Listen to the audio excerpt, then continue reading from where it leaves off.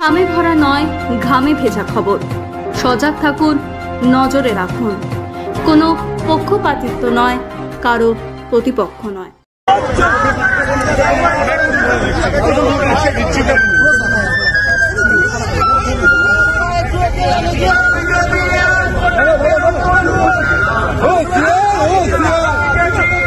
Reject করে দেয়, তাই আজকের এই কর্মসূচি সফল হলো। 3টে বাজে 2-3 মিনিট বাকি আছে, আমি 5 মিনিট বাকি আছে। এখানেই শেষ করছি। Kolkata high court single bench, division bench এবং বিশেষ করে দক্ষিণ কলকাতা বা কলকাতার বা পার্শ্ববর্তী এলাকার যে শত শত মানুষ আজকে এত জটিলতা প্রতিকূলতার মধ্যে দিয়েও এই মিছিলে হেঁটেছেন, তার মধ্যে দিয়ে প্রমাণ হয়েছে সরকারি জমি আমরা বিক্রি করতে দেব না।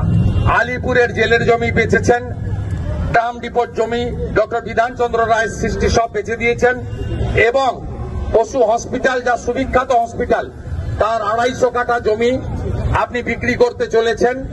তার বড় একটা অংশের টাকা আপনার পরিবারের ফান্ডে যাবে এবং আপনার দলের আগামী নির্বাচনে খরচ হবে। আমরা জানি, আমরা টাকা পয়সার মধ্যে ঢুকতে চাই না।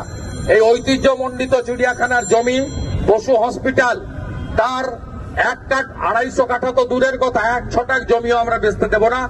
ভারতীয় জনতা পার্টির দক্ষিণ কলকাতা, উত্তর কলকাতা, যাদবপুর, হাওড়া, আমাদের সাংগঠনিক জেলাগুলি সমস্ত মানুষকে নিয়ে যদি সিদ্ধান্ত না নেয়, গঙ্গাসাগর মেলা এবং মকর সংক্রান্তির পরে লাগাতার ধর্ণা ইত্যাদি আমরা করব এবং আমরা আবেদন করব সচেতন নাগরিকদের, জনস্বার্থের মামলা করুন, রাজ্যপালের কাছে ডেপুটেশন করুন, কেন্দ্রীয় মন্ত্রী ভূপেন যাদবকে মেল করে এই অন্যায় এবং বেআইনি সিদ্ধান্তের প্রতিবাদ করুন। আমরা আপনাদের সাথে আছি। সমস্ত বিজেপির এমএলএরা, পুরো বিজেপি পার্টি আপনাদের এই লড়াইতে সঙ্গ দেবে। সবাই ভালো থাকবেন।